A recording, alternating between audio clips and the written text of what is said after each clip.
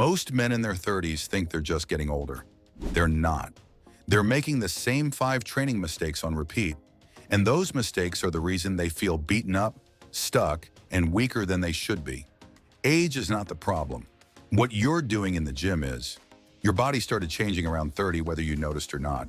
The biggest shift is in your type 2 muscle fibers, the fast twitch ones responsible for power, strength, and the thick muscular look most men are training for.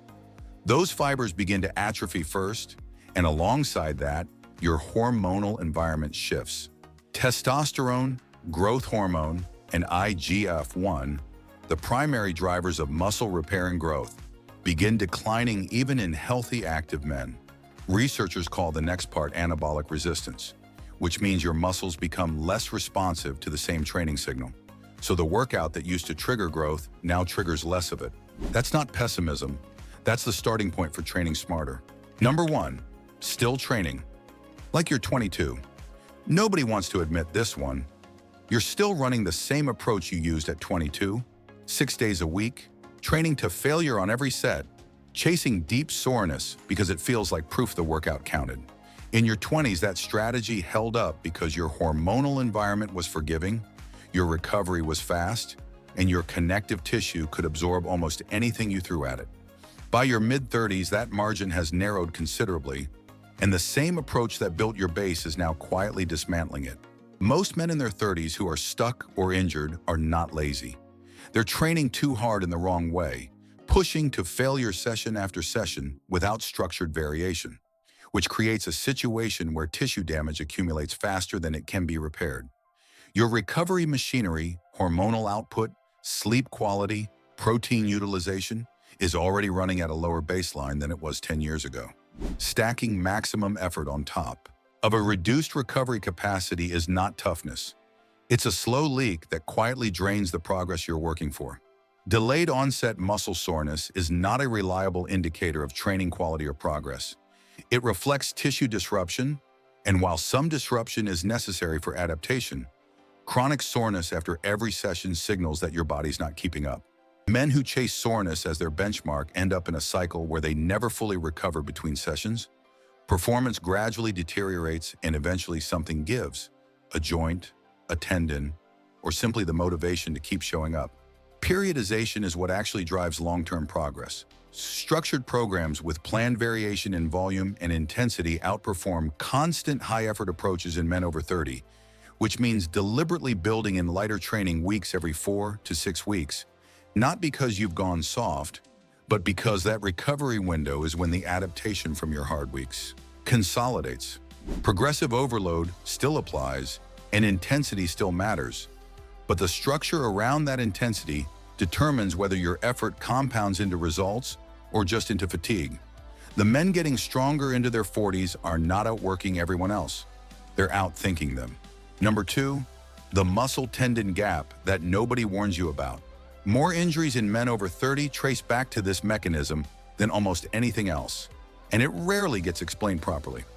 When you start training seriously or return after a break, your muscles get stronger faster than your tendons do, and that gap is not a programming flaw. It's a biological reality, and ignoring it is what gets men hurt. Early strength gains from resistance training are largely neurological, meaning your nervous system gets more efficient at recruiting motor units, coordination improves, and force output increases quickly, often within the first few weeks of consistent training. Your tendons, which transmit that muscular force to your skeleton, adapt through a completely different mechanism. Collagen remodeling is slow and cumulative, requiring weeks to months of consistent loading to produce meaningful structural change.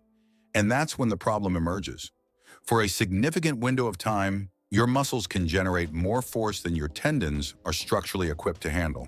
Resistance training at moderate intensities produces clear strength improvements in muscle, but comparably smaller and slower adaptations in tendon tissue. And that mismatch is confirmed by studies comparing both responses directly.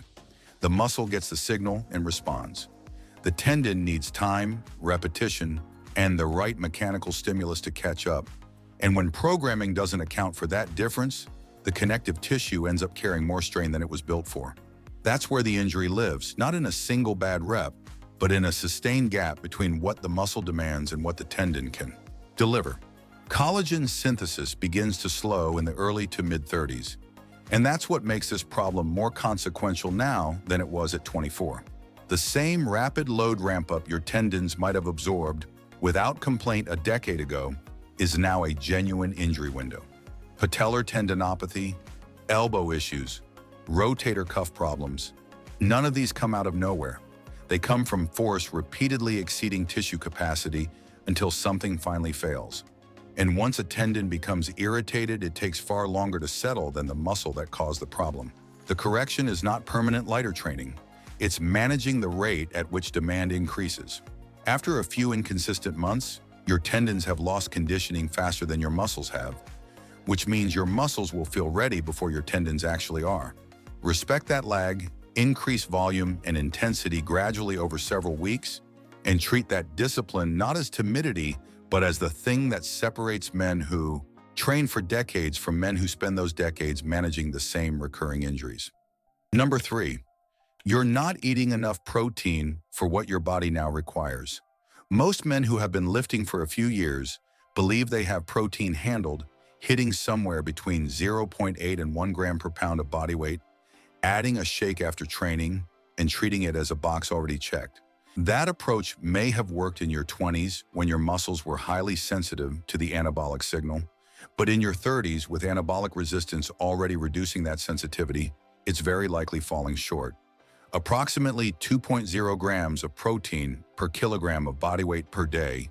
That's the intake researchers found to maximize whole body anabolism in resistance-trained men after exercise, using the indicator amino acid oxidation technique. That sits at the upper end of general athlete recommendations and above what most men actually eat. The reason this threshold carries more weight now than a decade ago comes back to anabolic resistance directly.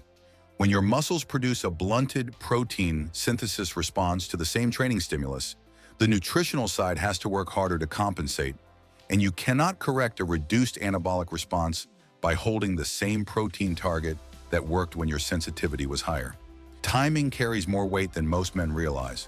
When researchers compared protein delivery strategies, rapidly elevating amino acid availability after training drove a meaningfully stronger muscle protein synthesis response than spreading intake in smaller amounts across the post-workout window.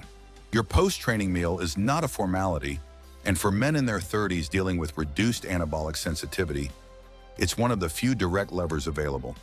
Getting a solid protein dose in after training, not hours later when life intervenes, is a direct input into how much your body actually builds from that session, and consistency with that timing across weeks and months accumulates into a real difference in muscle retention and growth.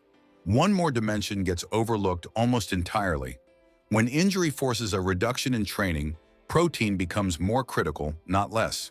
The primary driver of muscle loss during reduced activity is a drop in basal muscle protein synthesis, and maintaining or increasing protein intake during injury recovery directly restricts the rate of atrophy.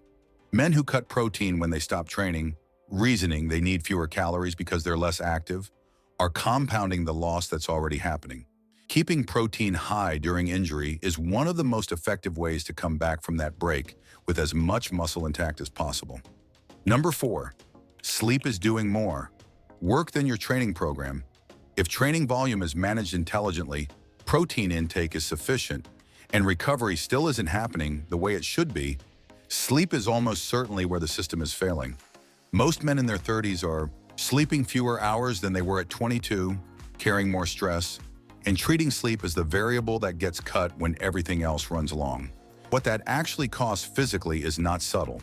Sleep deprivation measurably reduces muscle protein synthesis, drives cortisol up, impairs glucose metabolism, and suppresses testosterone levels in men, and every one of those outcomes works directly against what training is trying to accomplish.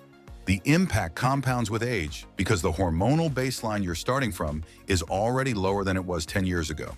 Poor sleep layered on top of a reduced hormonal environment doesn't just slow progress.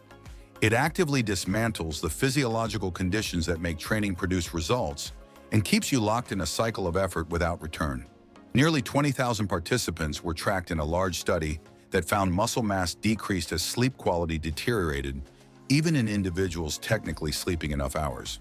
That finding matters because most men measuring their sleep by duration alone are missing the point entirely. 8 hours of fragmented, low-quality sleep does not deliver the same recovery benefit as 8 hours of consolidated, restorative sleep. And the quality of your sleep architecture, how much time you spend in deep, slow-wave sleep, how often you wake, how stressed your nervous system is going into the night, determines how much repair actually happens while you're unconscious. The stress dimension hits men in their 30s with particular force. Work pressure, financial demands, relationship complexity, and family responsibility stack in this decade in a way earlier decades don't. And psychological stress chronically elevates cortisol. That elevated cortisol interferes directly with muscle protein synthesis, fat metabolism, and immune function, the exact systems training depends on. Your gym session is a physical stressor added on top of an already elevated stress load, and without sleep functioning. As the buffer between those stressors and your recovery, training eventually stops producing adaptation and starts producing breakdown. Treating sleep as a training variable rather than a lifestyle preference is one of the highest return adjustments available to a man in his 30s. Number 5, your progressing load, like your margin for error, is still the same. This mistake ties all the others together, and it's the most direct cause of the injuries that sideline men for months at a time. Life gets busy, training becomes inconsistent, a few weeks stretch into a few months, and then motivation returns. Instead of easing back in, they pick up exactly where they left off. Same weights, same volume, same intensity, or worse, they decide this is the time to get serious and dramatically spike their training load in the first 2 or 3 weeks. Both approaches produce the same outcome: damage that was completely predictable and entirely avoidable.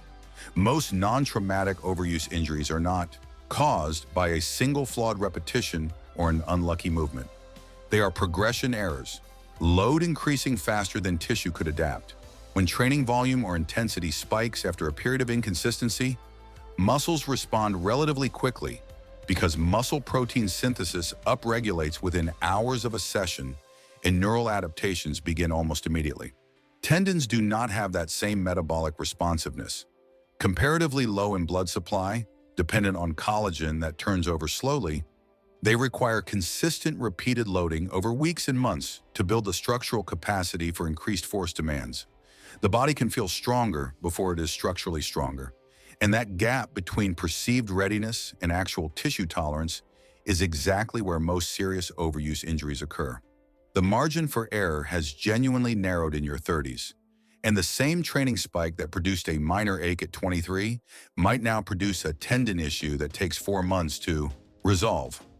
Building back with precision is the solution, increasing weekly volume gradually, giving connective tissue several weeks of consistent loading before pushing intensity hard, and treating every return from a break as a structured ramp-up rather than a resumption of maximum effort. That approach is not conservative. It's what keeps training continuous instead of cycling endlessly through effort and injury. The men who train hard and stay healthy into their 40s earn the right to train hard by building into it systematically. That process keeps the muscle-tendon relationship balanced and ensures that when hard training arrives, it produces adaptation instead of breakdown. What all 5 mistakes have in common: every mistake in this video traces back to the same root problem, applying a 22-year-old's training logic inside a 35-year-old's body. The biology shifted gradually enough that most men missed the transition. Type 2 fiber atrophy started quietly, anabolic resistance developed slowly, collagen synthesis declined without any obvious signal, and hormonal output dropped incrementally until one day, the training that used to work stops working, injuries start stacking, and recovery never quite completes. The fix requires honesty about where you actually are. Structured programming with built-in recovery weeks replaces permanent maximum effort.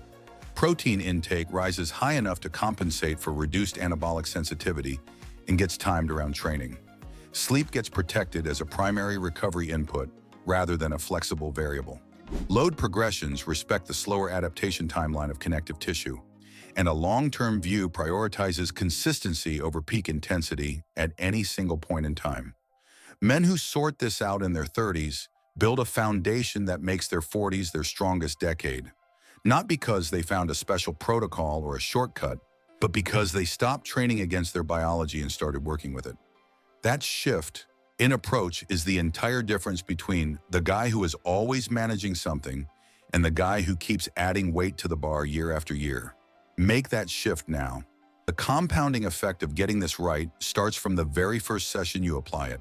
And if you want to make sure the exercises inside your program are actually worth the investment you're now putting into recovery, structure, and nutrition, the next video is exactly where to go. It covers the 7 exercises that replace everything else in your training.